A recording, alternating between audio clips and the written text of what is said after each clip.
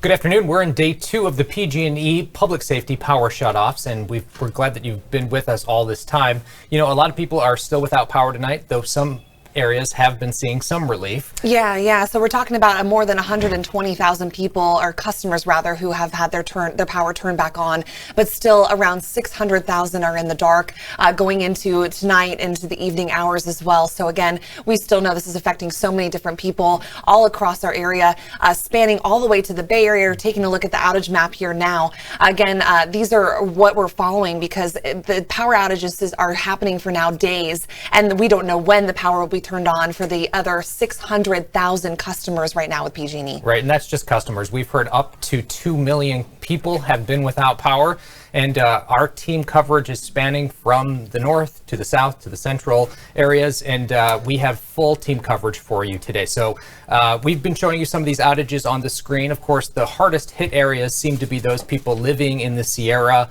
people living in Nevada, Placer, El Dorado, Amador counties are definitely seeing a lot of outages, and it's affecting every aspect of their life, from transportation to schools to just everyday shopping and supplies. So we are not sure when the power is going to go back on for many people, but we're waiting to hear more information from PG&E. So we do know that PG&E has restored power to 50,000 people in the Sierra foothills, and it expects to restore power to another 60 to 80,000. So we have a list of all the communities impacted on the bottom of your screen, and we can also text those to you. So PG&E's map can be texted to you if you just text us at 916-321-3310, and we'll send you the link, and we'll leave that number at the bottom of your screen throughout our broadcast today. Yeah, and we're talking to a lot of you on Facebook too. I have the comments pulled up here. We have Dot saying a new fire in Vacaville. Yes, Dot, we are aware of this, and we are sending Arlena Howland to go check that out. So we don't know much more about that fire burning in Vacaville at this moment, but that just happened within the last 20 minutes or 30 minutes ago. So we do have Lena Howland on her way to go check out that fire in Vacaville. And once we know acreage or what's really going on out there, of course, we will let you know. Yeah, and there are a few fires burning around the area that we are keeping a close eye on. Even right near where we're broadcasting from in West Sacramento, we've heard it. You can smell it in the air. It's definitely perfect conditions for a lot of fires. So we're keeping an eye on those, and you bet the authorities are as well. So, of course, what contributes to all of this? That's the weather, and we want to turn it over now to Tracy for the latest update. Yeah, so you know what? We've been looking at the opportunity for the gusty winds in the forecast. They came in the overnight in earnest, right? We're still looking at the opportunity for gusty winds. We have really low relative humidity.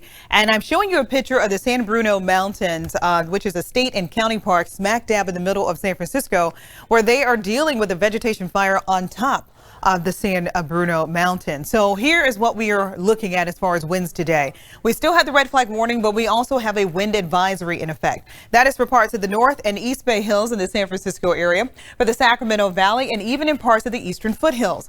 North to east winds expected today. Those are our dry winds. They are warm winds, and they can be gusting as high as 40 miles per hour. That wind advisory is in effect until 6 o'clock this evening. Now I'm going to zoom in and kind of give you an opportunity to kind of see exactly where the San Bruno Mountain is located, and I told you it is smack dab in the middle of the San Francisco area. San Francisco due north, but you can also see Brisbane just off the cusp of it here. The King Fire is what they're calling it. It began earlier this morning. It is a vegetation fire, and again is a state and county park in the San Mateo County area. Elevation here around 1,300 feet, and when this fire started, they were looking at gusty winds between 24 and 35 miles per hour. Though they're going to be looking at the opportunity for CAL FIRE, which is right now battling this blaze with airdrops. They also have firefighters on the ground, and the last word we received is that they are 50% contained. Now, winds today will be veering in out of the northeast around 5 to 10 with higher gusts possible. That's going to be pushing all that smoke, kind of pushing and moving across Interstate 280 and eventually pushing along the coastline. So in the Pacifica area, you could be dealing with some smoke associated with that fire. Again, winds out of the northeast around 5 to 10 miles per hour. That is the San Bruno fire, which they are calling the King Fire in the Sacramento area. Here's a look at another fire that we're watching. This one in Mariposa County. This is the Brightsburg fire. It is 4,900 acres, 25% contained. And we also have the Merrill fire. That is the one that was really close to the Moraga area. Happened in the overnight. It is 80% contained with 40 acres burned. And that one was in Contra Costa County. So the red flag warning is still in effect. As of yesterday, it was supposed to expire at 5 o'clock this evening. Well, the National Weather Service has extended that now to 9 o'clock tonight. That is for the Sacramento area. What to expect: high fire danger, gusty winds. Outdoor burning is not recommended during this time frame. If you are living or if you're going to be driving closer to the San Francisco area, their red flag warning will expire at 5 o'clock this evening. Again, Sacramento expires at 9 o'clock this evening. And if you're in the eastern foothills, you're going to have to wait until tomorrow. It expires at Friday at 10 o'clock in the morning. So expecting those winds to diminish and lessen a little bit later tonight and early tomorrow morning for the higher terrain. Here's a look outside toward downtown Sacramento. We're warming up nicely today. 75 in Sacramento, 75 in Stockton, 70 in Modesto, 77 in Marysville, and 53 in Tahoe. Current winds north to northwest around 18 in Sacramento, 22 in Fairfield, 22 in Marysville, and you can see winds really not that significant through parts of Placerville. But once you take a look at Truckee and South Lake Tahoe, these contours that you see here, the colors in the background, the yellow, the orange, and a little bit more of that orangey red, that is where you can see winds gusting as high as 30 to 40 to 45 miles per hour. And that will be in the forecast for this evening as well as through early tonight. That is why the red flag warning has been extended. But again, as we move into 8 o'clock tonight, you see a huge difference, 4 to 5 to 8 mile per hour winds to calm winds down in Modesto. So we are expecting again some improving conditions throughout the day, but we are not out of the woods just yet. Here's a look at some of those peak wind gusts we have enjoyed today. 40 mile per hour winds in Fairfield, 30 in Sacramento, 37 in Marysville, and 28 in Santa Rosa. So your forecast for today, again, a breezy day, gusty for some locations. That's denoted here by our wind barb, kind of showing everything moving. Afternoon highs in the upper 70s for the Bay Area, for the Valley, mid 70s for the hills, the lower 50s for the Sierra. So Mike and Madison, we are still looking at the opportunity for that fire weather until 9 o'clock tonight. Still got some gusty winds expected, hoping to see some major improvement later tonight and early tomorrow morning. All right, Tracy, and I do have a question coming from Lori Goldman. Yes. She's asking, so I'm seeing and smelling smoke in Roseville. What's going on? Is there any indication where smoke in Roseville is coming from? You know, we did get reports of a possible fire in the Placerville area. I think we sent someone out to that one. The winds are varying out of the north to northeast, and Placerville is a little bit southeast, so that could be pushing some of that smoke into that area in Roseville. That's the only thing I can think of right now. I can go on the CAL FIRE website and take a look and see if there's anything else that's come out. Right. It is a busy day, so it's possible that maybe there could be some new fires that we don't know about. But if she is downwind of what we had in Placerville, she could be getting some smoke associated with that. Okay, yeah. We'll check that out for you, Lori, and get back to you, Lori. of course. Yeah, because I know a lot of people are starting to smell smoke, see smoke. We're just getting a picture now of that fire in Vacaville that a lot of you are commenting about right now. So take a look at your screen. This is off of, it looks like, I can't quite read it. It says a brush fire next to the 76 gas station off of Leisuretown Road in Vacaville. Yep, over 20 mile per hour winds there today. A lot of still hazardous conditions, but it's good to hear that at least there's some relief in sight tonight for some areas, and then for those in the eastern Sierra foothills, not until tomorrow. But it'll be interesting to see how things change between now and then, and what PG&E decides based on those changing weather conditions. So, absolutely, and we have Lena again on the way to that fire in Vacaville to get the latest information for us. She can be live for us throughout the show, so the moment she's ready to go and has some information and a little bit more of a look at what that fire is doing, of course we'll bring that to you. She's about 5 minutes away right now. Maybe some of you have eyes on that fire as we speak. If you send those to us, we'll be happy to show them, or give us the latest update on what you're experiencing there on the ground. You can be our reporters. So the problems exist everywhere, and in Nevada City today, a lot of cars were lining up waiting for gas for hours. Carlos Herrera was there, and let's take a look at what he found. Carlos Herrera in Nevada City, where the second day of the planned power shutoffs is causing some great headaches for people who live here. Take a look at this long line for people just to fill up here at this gas station along Highway 49. It's a 2-hour wait. It's either you wait in line or you have to drive 20 miles out to fill up your gas tank today. Only other station that I know of that's open anywhere in the area, because I'm out of gas, so I can't go anywhere else. They're lucky this place is open and they have a generator. There's no other place in town that has that. The planned power shutoffs are causing a great economic impact for businesses in Nevada City. All but one grocery store is open in downtown. The owner of that store in this tourist destination tells me Nevada City usually sees many visitors on a Thursday, but it's been practically a ghost town today. He's lost thousands of dollars in just 2 days. If power doesn't come back by today, he says he might as well just completely close his store for the rest of the week. We did just get some information too. I know you're taking a look at the San Bruno mountain fire earlier today, but really quick about the Vacaville fire. We still have Lena heading that way, but according to Solano County Fire, the forward progress on the fire in Vacaville is out, or has been stopped rather.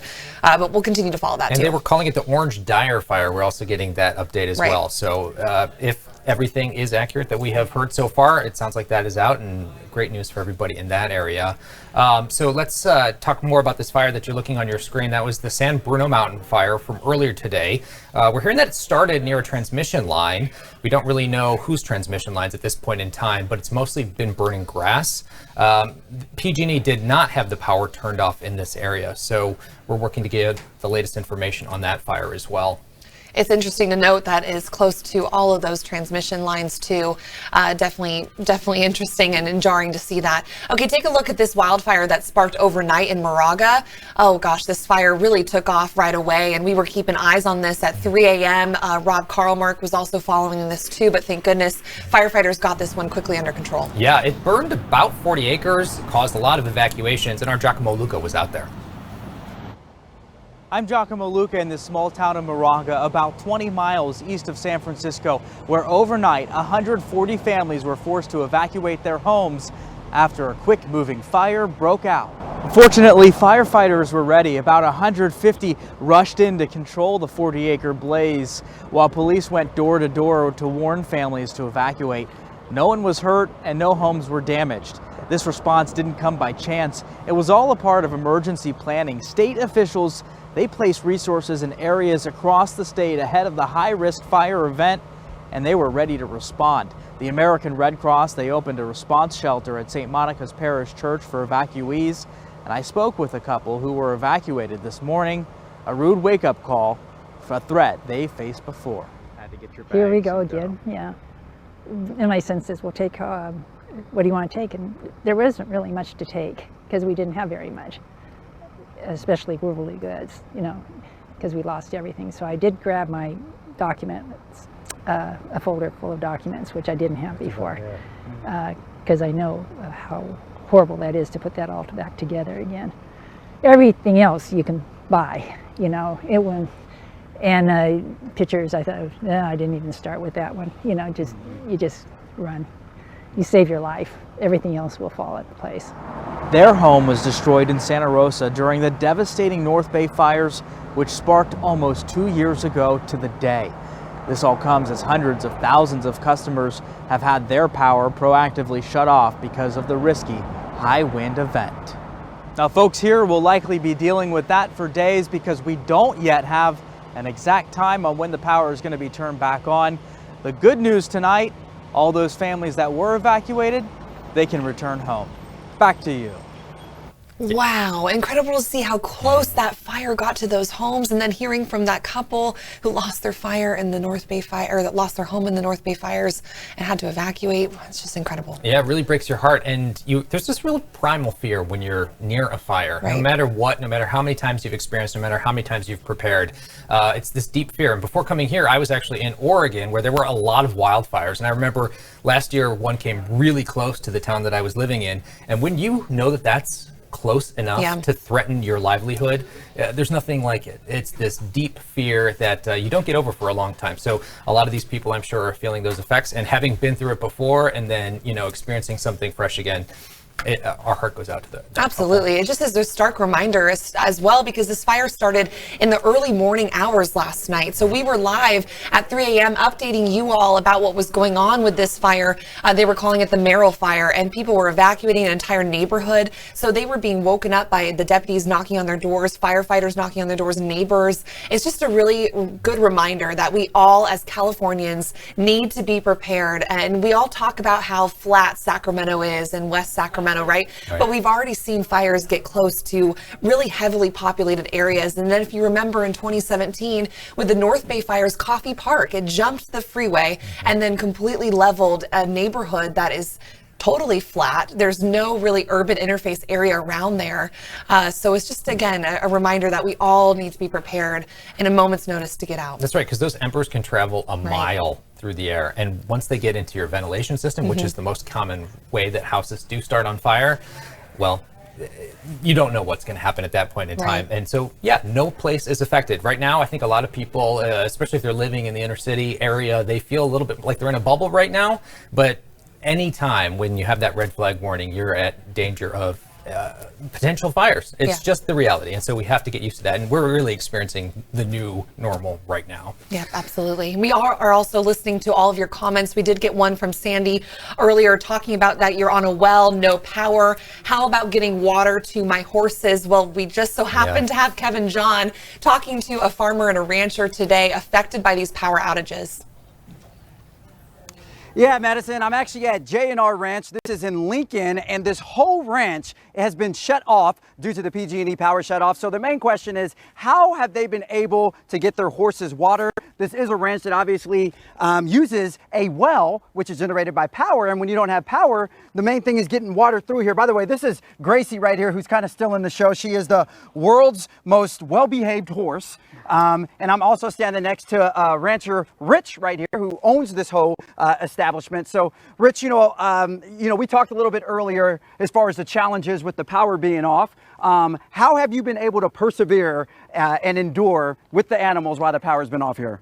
Well, once our electricity goes off, all the water is pumped out through our well, and if there's no electricity, the pump can't work. So thank goodness what we do have is irrigation water that's all gravity fed from PCWA. And so what we've been doing in order for the horses to get water, we've been using the irrigation water, but we have to hook it up to a hose, come out here like 4 times a day to actually keep refilling, because these guys drink a ton of water. Yeah. And it's interesting, you say gravity fed. So, just for people that may not understand that, it's a canal and it runs all the way down here. And you're able to, use your water source from the canal in order to pump it into all of these sheds here for them, correct? Correct, exactly. It comes down from the mountains, and then it comes down through a gunite canal, and it just comes down when it hits our area. It comes out through a 4-inch pipe, and then that's where we get our irrigation water from. And just keep in mind, there's around a dozen horses here. This is a boarding center for horses as well. So while Rich owns around 3 horses, there's also 9 other horses that are being taken care of. And one of the questions I wanted to ask Rich is, some of the other people who have horses that are here and they know about the power shutoff, how have you been able to soothe them and reassure them that their animals will be fine in the result of this power shutoff? Well, of course, these are their babies, so they're definitely they want to be well aware of what's happening. So we reassured them, letting them know that we got plenty of water.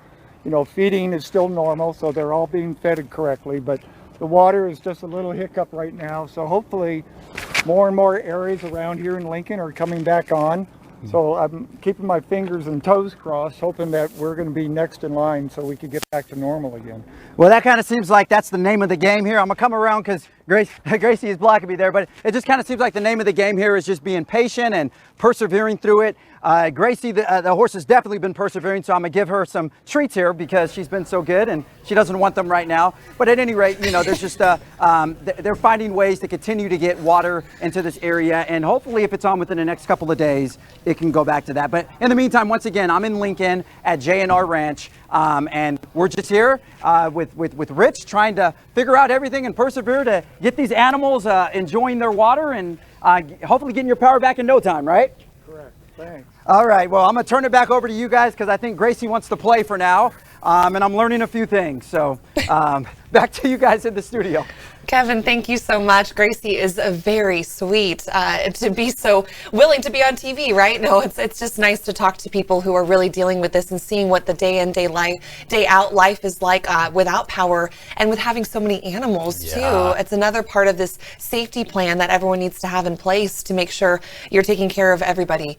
We forget how much water those horses consume too. And we also forget that most of our water now is dependent upon electric pumps. And he said, thank goodness he has that gravity fed source of water. Not everybody has that. So it's something that we all need to keep in mind as these power outages continue for the next few days. So I know that people in Vacaville, there were a lot of homes that were affected by these outages. Yeah, last night we were live with Britt, who was really in the thick of the wind. It was incredibly windy. I can't even believe what that was like to be reporting in that situation and people trying to sleep too. A lot of people frustrated because there's some people that have power, some that don't. So it's this kind of stark contrast between who has power, who does not. And Lena Howland is in Vacaville talking to frustrated homeowners today. Broad Street, which runs through the heart of Nevada City, is lit by gas lamps, but everything else in this town is dark. We're going to have a little light parade here and a discussion about what's been going on with PG&E and what looks to be like an unnecessary power outage. We're pretty supportive, I'd have to say, with having a power outage during any kind of catastrophic winds, but we're not seeing this, and this has been a big economic hit for our community, and I'm sure for a lot more communities in Northern California. I own a building downtown, and this definitely affects my business, my day spa, my Airbnb, and just my whole life. But I also think that a lot of people in Nevada City, and actually throughout California, are saying that at this point in time we should have PG&E not be the one monopolizing our power and the only choice that we have. I think it's a little ridiculous because there's no wind, and I totally understand cutting off the power if there's wind, but it's been a non-windy day and we've all lost business because of it. Maybe the most 5-mile-an-hour winds, and that was towards the late afternoon, but it's been like this. And it is frustrating. I understand what they're doing for other places and we have to be affected by it. Because they can't just shut down one spot. I wish they could. We're up in arms about this. This is not the way to treat consumers and citizens of California. I don't want to sit in 5 days in a house trying to figure things to do in the dark. Yeah. Despite the outage, the city council still held their Wednesday meeting, but they had to cut it short because the generator powering the lights in council chambers was running out of gas. Yeah, man, a lot of people up there having different perspectives in terms of being positive about this, running business as usual, but definitely having an entire city in the blackout situation is not ideal for so many people just trying to do what they can to keep things going in terms of businesses and meetings and school and whatnot. Yeah, and of course, you saw all that wind. When that weather changes, it makes a big difference around here. We're just not used to such extremes either. Yeah. So we wanted to also play that sound for you that we meant to go to before about Lena Howland talking to frustrated homeowners. As you can see, this is all the cords that you have to do when you have a portable generator. You have to run them outside for safety reasons. This is a charging area for batteries, cell phones, what have you. Got to pull your fridge out, plug it in. You got cords running everywhere in the middle of the night. They're nice tripping hazards. You have flashlights, lanterns, you name it. All types of lights to keep you busy. And then you run your cords, which are still on the floor, out to the back here. And here we have the modern day kitchen that we are cooking on since we have no electricity. Got the propane one there, we got the small propane one over there, the generator which hooks up to all of that stuff that you have your cords run to, and you have to keep a certain amount of gas around to run it. I do not run it continuously, because the fridge will keep for a while, but I cycle it. So it's like a full-time job, so. Wow. And you can't do any housework. You can't run a vacuum cleaner. You can't do anything. You're worried about it, just looking after your house. Gosh. How are you feeling? I realize you get to run off of a generator here at your house, but how are you feeling about the shutoffs now that we are in day 2? Frustration has set in a little bit. you know, I can't go on the internet other than on my cell phone. I tried to hook that up, but apparently there's problems there. I can't watch TV except on my cell phone or my iPad. And you know, if you're limited as to your data, that could be a problem for some people. It's very frustrating. It's very, very frustrating. And hopefully this, you know, they resolve this problem. Oh man, all right, yeah, a lot of people. We thank that gentleman for allowing us into his home to see just how prepared he really was. But again, not a lot of people had generators, and so those were flying off the shelves.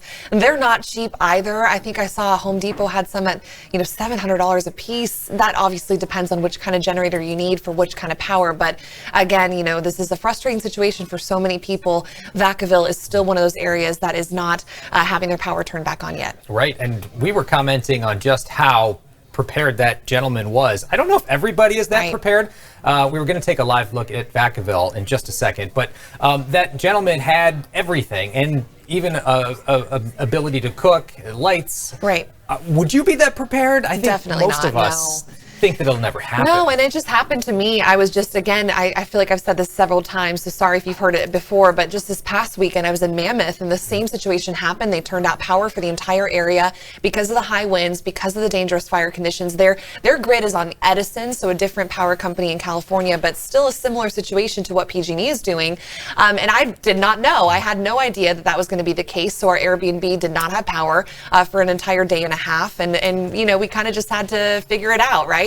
But not ideal when you don't have the right tools. We had to go get matches and then go get cash and then try to fill up our gas. And, you know, it definitely impacts so many different things you don't think about. Yeah, every day. And I think a lot of people who live in those areas where it's more fire prone probably have a better sense that it could happen.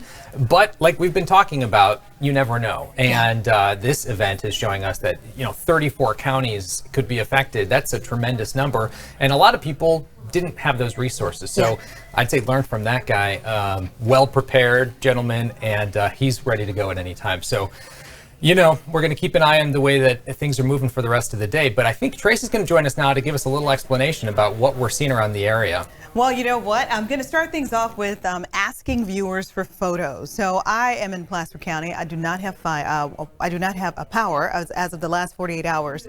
And this is a picture from my home last night, looking off in the distance toward the city lights of the Sacramento area. So if you are in an area that does not have power and you have a photo that you would like to share, maybe about how you and your family are coping during this time, you can always send it to us at weatherforce@abc10.com. You can also text us. If so, please use the number 916-321-3310. I will make every effort to get it on and tell your family story.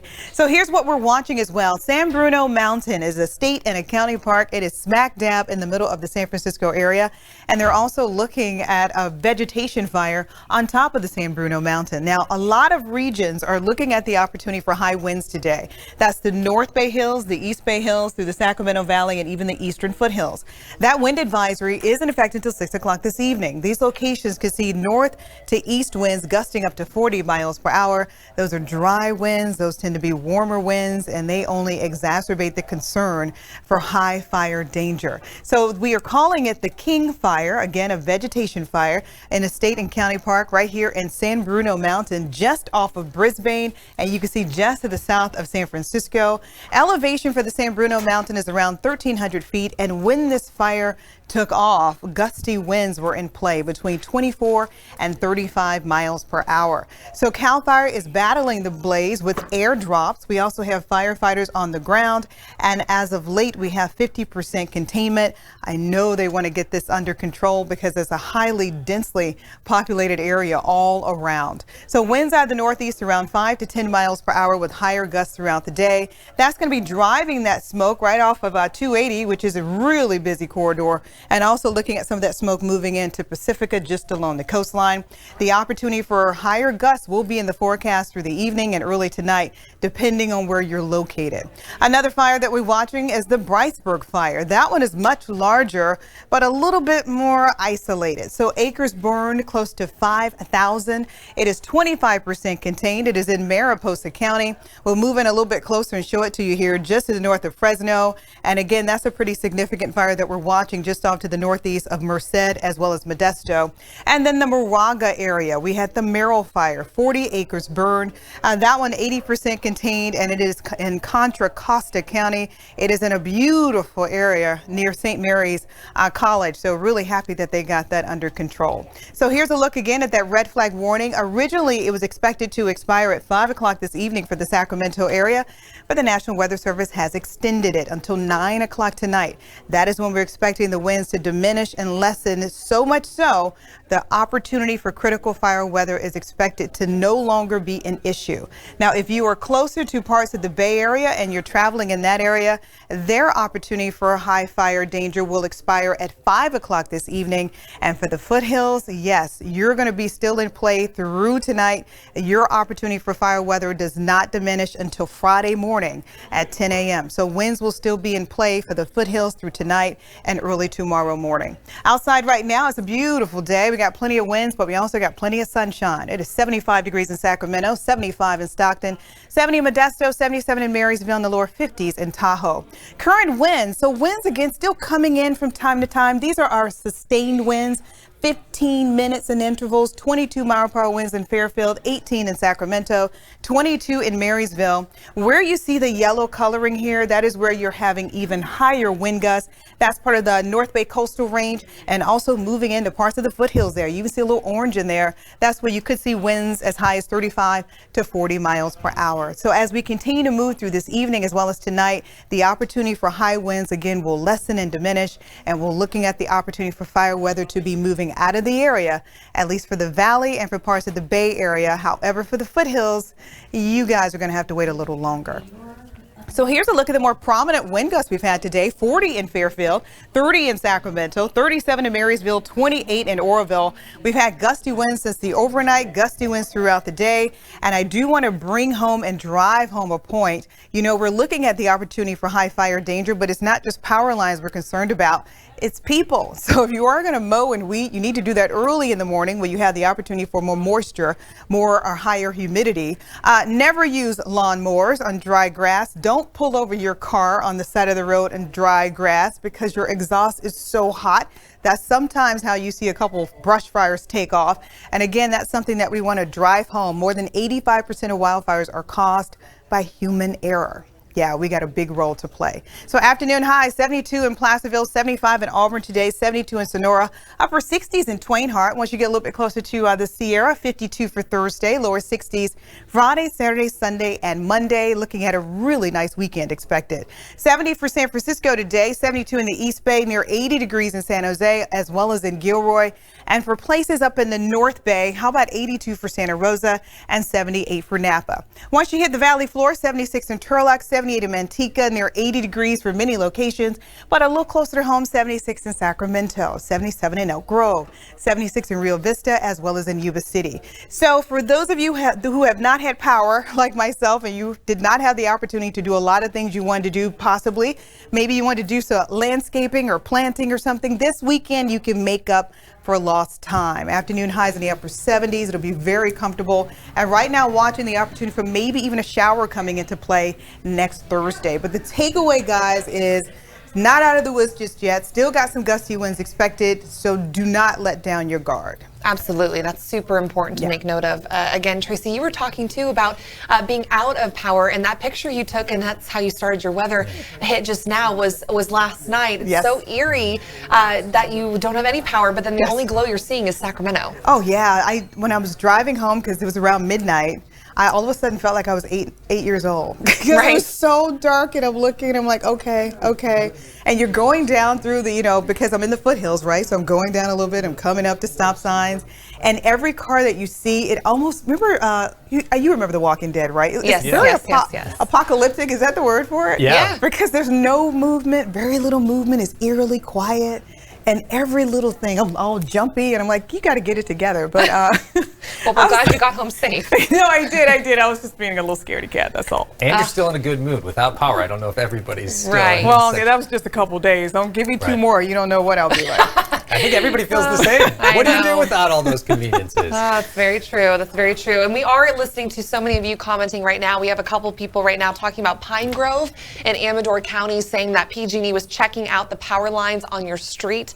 In Pine Grove, we do know, again, for them to re-energize the power, they need to look at every single inch of these power lines to make sure the wind did not damage anything. So quite likely that they're taking a look at the area in Amador County. But again, it looks like Gina's saying, well, my son lives there in Pine Grove and the power is still off. So it is going to take a while for them to re-energize areas. But again, we were talking about more than 120,000 customers now back with power. Yeah, good news. But of course, you do have to make sure everything is okay. And like they were saying, it could be good news. We just don't know at this point in time. Right. So we don't want to get your hopes up just yet. And things are ever changing. As you heard just Tracy say, don't let your guard down. Winds are picking back up. They're not going away. So things all obviously can be changing too. I know some people lost power, gained it back, then lost it again. Yep. So we're hearing those stories too in different areas. But again, Amador County is one of those counties still having power out today. Right. So if you are looking for some relief, PG&E has opened a bunch of resource centers in communities that are losing power, and they're free places to go to charge your phone, get some air conditioning, room for 100 people each. They're open from 8 to 6, and they'll stay open as long as these outages last, according to PG&E. So we have the full list of locations on abc10.com, but we've been told that there, I believe, are about 34, kind of in comparison to the number of counties that also have outages. So. Absolutely, yeah. And again, we have the full list of everything you need to know on abc10.com/list. That's where you're going to find the PG&E's new website as well.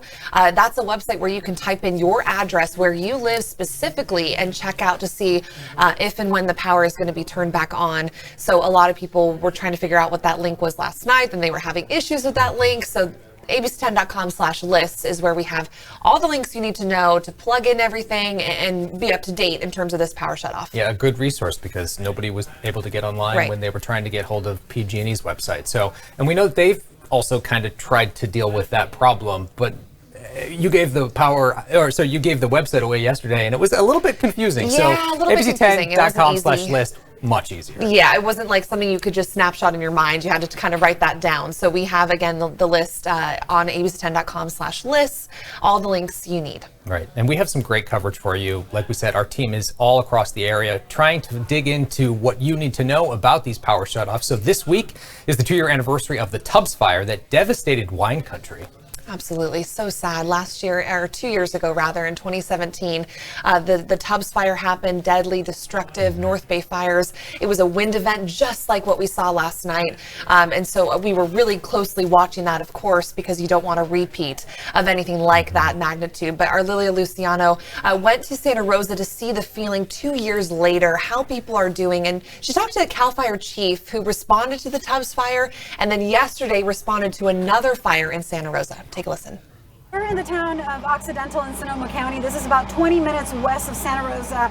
Brian, can you tell me what's happened here today? Yeah, we were dispatched for a vegetation fire here in Occidental, right here in town on the outskirts. And we had engines get here pretty quickly, held it to about 1 acre. Okay. And it made a good small. stop, very That's small. Good.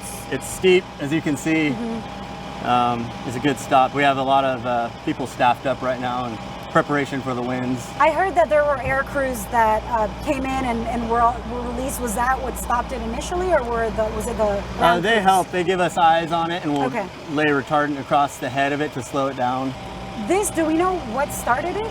No, it's under investigation. Okay, I'm not seeing, at least I'm not seeing any power lines. There's no power lines that I see overhead. It is 2 years to the day, or to the day after the beginning of the Tubbs fire. Do you work that fire? What do you remember? Yeah, about we 2 years were, ago? me and all my coworkers were there that night. Same predictions as tonight. You just never know if it's going to surface, and it did surface. Yeah. And the wind blew hard. Yeah, I grew up in Coffee Park. Oh, you did? And a lot of my friends lost their homes, and I was right there when it happened. I've got 20 years in now, and been to a lot of fires, seen a lot of destruction and sadness, but once it was in my own hometown, it did change things a bit, knowing whose houses were burning. And you reach a point, though, where you you don't really care about property. You just hope everyone's okay. That's all that really matters. You can always rebuild. But we like to win as firefighters, and that was a hard one because it didn't feel like we were winning at first, but we got it eventually, and it's just one of those things you can't predict it. You just can try your best and keep a good attitude and pray everybody's safe. Yeah, that's really important to keep in mind. A lot of those firefighters have to deal with that on a regular basis, and it's still just as heartbreaking every time they experience something like that anew. So the picture that you're looking at on your screen right now was taken by Arlena Howland, who went to check out that fire in Vacaville that we told you about a little bit earlier. She said that right now it's basically out there just mopping up the hot spots. And the good news is that it looks like it was contained to about 4 acres. Yeah, and we're still trying to figure out what caused this, obviously, but since they already had a strike team in position in that area, they were able to get there really quickly, knock that down. Thank goodness. I know we had a lot of you commenting on our Facebook page about this. Hey, heads up, fire in Vacaville, it's not looking good. Winds are still obviously very present, so thank goodness this was in a dry brush area, easily accessible, with fire crews already pre-positioned. Firefighters know this. They know this is a red flag condition, so they're upping their staffing levels for this this weather event too. Yeah, but that vigilance obviously pays off, and perhaps that is a new attack plan. I know that firefighters, like you said, are always ready in instances like this, but with what's happened in recent history, I mean, they are on it, and this is what happens when they are. So it's wonderful to hear that news that we are finding out from Lena Howland tonight, right now. All right, yeah, we also have a couple more people commenting here. I just wanted to read them. Denise is saying, family in Garden Valley in Georgetown, power out, lending a generator possibly. So if anyone's watching right now, maybe go comment. If you need a generator, maybe go comment to Denise. Thank you so much for offering that up. That's incredibly kind of you. I know a lot of people are hoping that the power is going to be turned back on soon, but we're talking about power outages potentially even into next week because they have to re-energize the lines, check out all those lines, make sure they're actually safe to do so, which then could take more time than just turning the power back on like that. So we know this is a process, and that's very kind of you, Denise, to offer that up. We appreciate that for sure. And then Tony's just saying thank you so much for reporting on this. We appreciate you as well. If you have any questions, please let us know. Right. We were talking earlier also about all those people who have fridges and freezers full of food right now. They're going to want those generators in the next couple of days. You can actually go a couple of days without your electricity plugged in if you have a freezer that's totally full. The less full it is, actually, the worse off you are. It lasts a shorter amount of time. Makes some sense.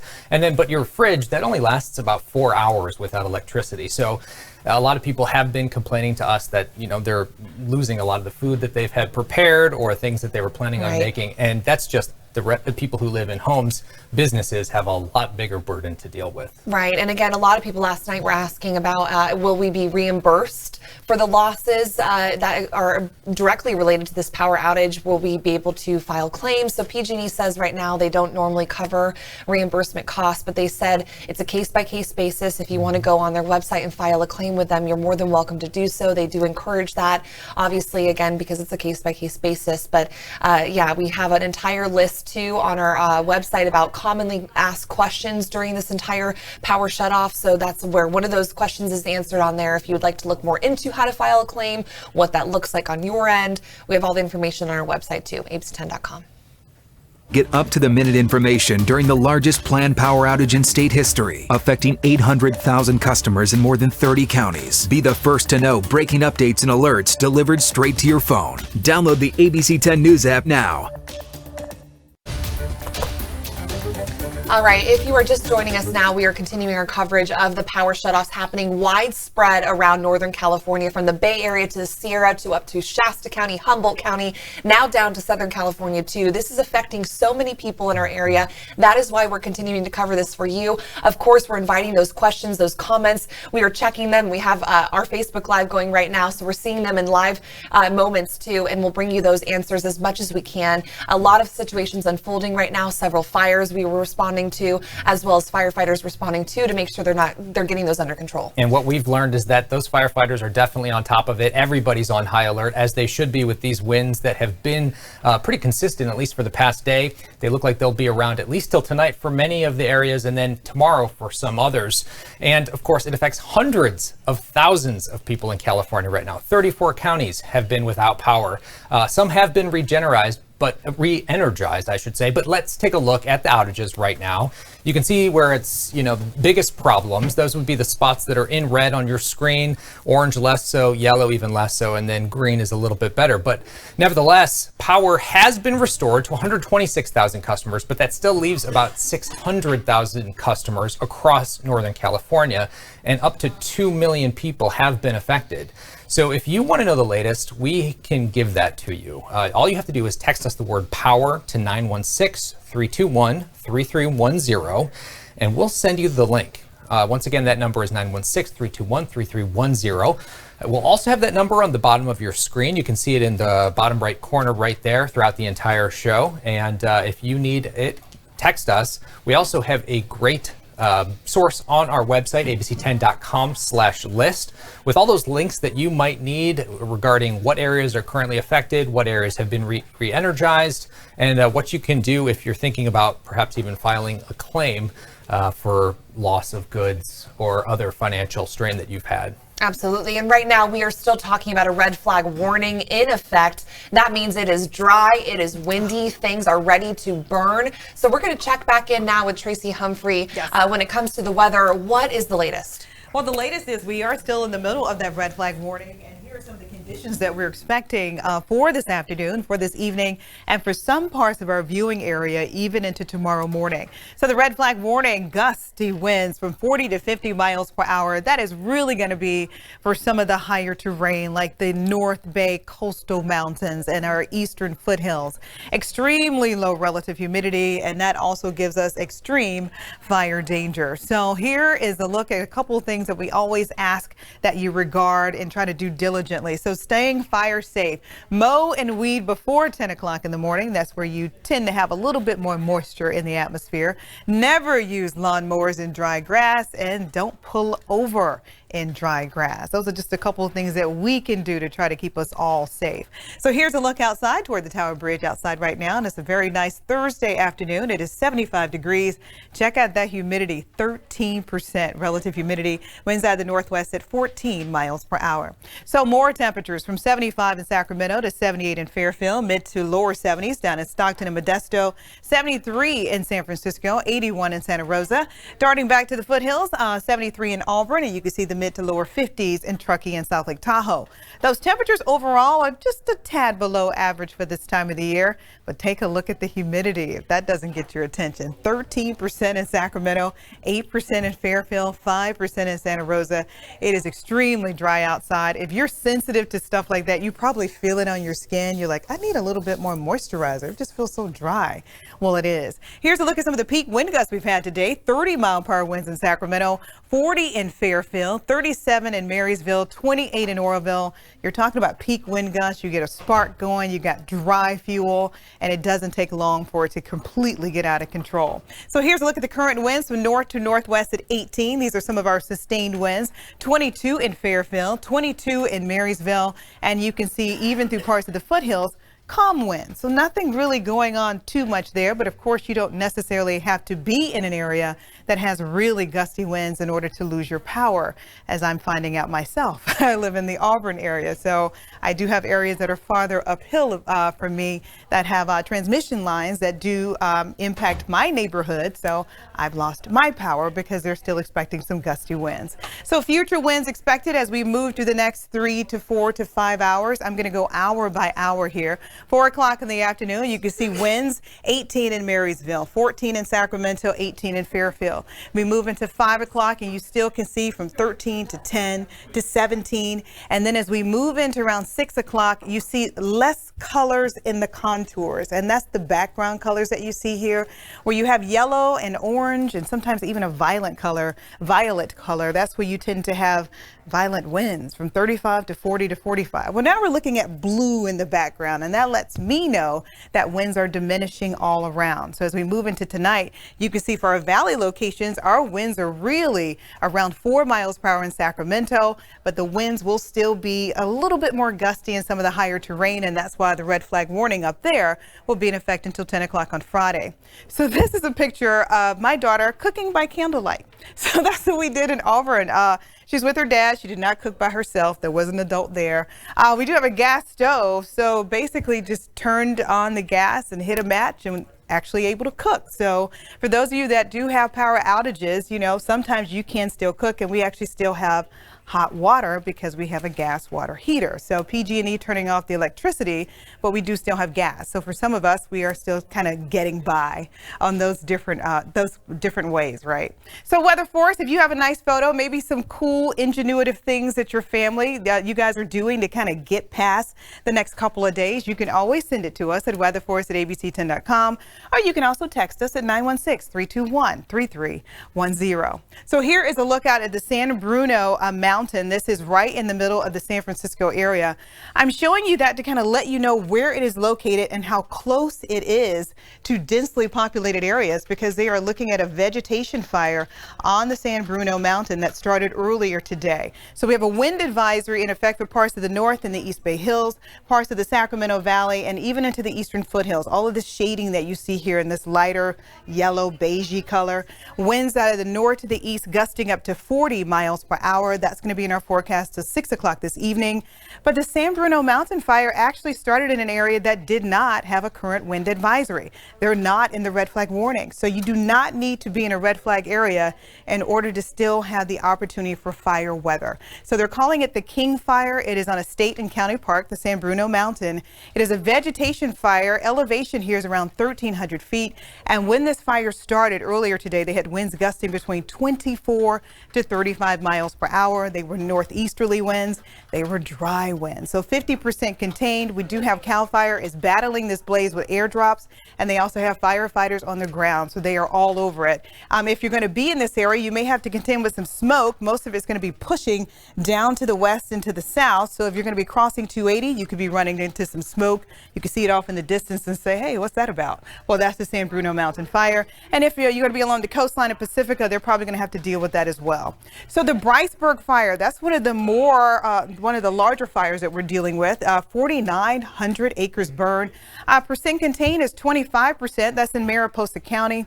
I'm moving a little closer here, and you can kind of see exactly where it is. It is just shy of Yosemite National Park, but you can see it's all to the east of Merced as well as Modesto. And then we also had the fire that was impacting parts of the Moraga area. That was in the early morning hours. That one in Contra Costa County, and that was the Merrill fire. Thank goodness 80% contained here. That was also in a densely populated area. 40 acres burned just outside of Oakland, and you can see Livermore down just to the south and east of that. So the red here, this really bright red to get your attention, that is our red flag warning, still in effect until 9 o'clock tonight for the Sacramento area. If you're in the north in the East Bay Hills, it will expire for you at 5 o'clock in the evening. And then if you are closer to our foothill locations, that includes me. It'll be Friday at 10 o'clock in the morning, where you're expecting the winds to die down just enough that the National Weather Service feels comfortable enough to drop that red flag warning. So again, it's going to be a pretty decent day. Afternoon highs in the upper 70s. You can see 76 in Stockton, 72 in Modesto, 78 in Marysville, and 53 in Tahoe. Afternoon highs today in the foothills, pretty nice. 71 in Forest Hill, 73 in Pollock Pines, 64 in Arnold. Once you get closer to the Sierra, the 50s for today, with the 60s taking over the weekend. The lower 60s, that is. 82 in Santa Rosa, 70 in San Francisco, 79 in San Jose, 77 down off the coastline, 80 in Gilroy, and then you hit the valley floor with temperatures just shy of 80 degrees for a number of locations. Not as warm for us today. 76 in Sacramento, 77 in Elk Grove, which is just a smidge below average for this time of the year. So once the winds die down and that last red flag warning is allowed to expire Friday morning, we move into the weekend, and it looks pretty nice. Afternoon highs in the upper 70s, tons of sunshine, and now watching the opportunity for what could be a weather maker coming into play late next week, with an opportunity for some showers coming in Thursday and cooler temperatures as a result. The takeaway, guys, we're still in the thick of it. We're still in the middle of it. We still have that red flag warning. We still need you to be vigilant. If you see something, say something. Absolutely. And rain potentially in the forecast. I know a lot of people are definitely hoping for a little bit of that. We need some moisture. with all this fire danger. I know. We have Glenn commenting, Glenn Moore saying, nope, it does not feel like there's any humidity. She's next to Jackson, or he's next to Jackson rather, and it feels like there is no humidity out there. So, of course, it is really red flag conditions right now. Yeah, and we got some good news for you. PG&E is announcing that all power safety shutoff customers in San Joaquin have had their power fully restored. Now, I just want to remind you that the number of customers who were affected in San Joaquin were about 52. Right. So compared to some of the other counties that have had over 51,000 people, it's still a win, but you know, it's not as many customers as we might have hoped. Absolutely, but you know, it's great to know that obviously PG&E is starting to turn back power on for some areas. Yep. Again, more than 125,000 customers with power back on. Still around 600,000 though in the dark. So we're going to work to get really the more updated numbers for you with that new change with San Joaquin County. But yeah, 52 customers it looks like. We've got that list here. Great news for everybody who's in San Joaquin County tonight. All right, so in Nevada City, cars were lined up today. A lot of people trying to get gas, obviously waiting hours for this. Carlos Herrera was there. Carlos Herrera in Nevada City, where the second day of the planned power shutoffs is causing some great headaches for people who live here. Take a look at this long line for people just to fill up here at this gas station along Highway 49. It's a 2-hour wait. It's either you wait in line or you have to drive 20 miles out to fill up your gas tank today. Only other station that I know of that's open anywhere in the area, because I'm out of gas, so I can't go anywhere else. They're lucky this place is open and they have a generator. There's no other place in town that has that. The planned power shutoffs are causing a great economic impact for businesses in Nevada City. All but one grocery store is open in downtown. The owner of that store in this tourist destination tells me Nevada City usually sees many visitors on a Thursday, but it's been practically a ghost town today. He's lost thousands of dollars in just 2 days. If power doesn't come back by today, he says he might as well just completely close his store for the rest of the week. A lot of people affected by that as well, trying to get gas. Okay, you're taking a look now at the fire that started on San Bruno Mountain earlier today. Tracy was just talking about this. Obviously, hard to ignore that there are power lines, transmission lines right near where this fire started. Of course, we're looking into that, the cause of this fire. In this area, PG&E did not have power turned off. So important to note there. And now take a look at this wildfire that started overnight in Moraga. We were watching this last night as it was starting to grow from 5 acres to then 50 acres. It burned, though, about 40 acres at the last check, and it did cause evacuations for several neighborhoods. Giacomo Luca was there this morning. I'm Giacomo Luca in this small town of Moraga, about 20 miles east of San Francisco, where overnight 140 families were forced to evacuate their homes after a quick-moving fire broke out. Fortunately, firefighters were ready. About 150 rushed in to control the 40-acre blaze, while police went door to door to warn families to evacuate. No one was hurt and no homes were damaged. This response didn't come by chance. It was all a part of emergency planning. State officials, they placed resources in areas across the state ahead of the high-risk fire event, and they were ready to respond. The American Red Cross, they opened a response shelter at St. Monica's Parish Church for evacuees, and I spoke with a couple who were evacuated this morning. A rude wake-up call for a threat they faced before. Had to get your bags. Here we go again, yeah. And my sense is we'll take, what do you want to take? And there wasn't really much to take because we didn't have very much, especially worldly goods, you know, because we lost everything. So I did grab my documents. A folder full of documents, which I didn't have before, because I know how horrible that is to put that all back together again. Everything else you can buy, you know, it went, and pictures, I thought, no, I didn't even start with that one, you know, you just run. You save your life, everything else will fall into place.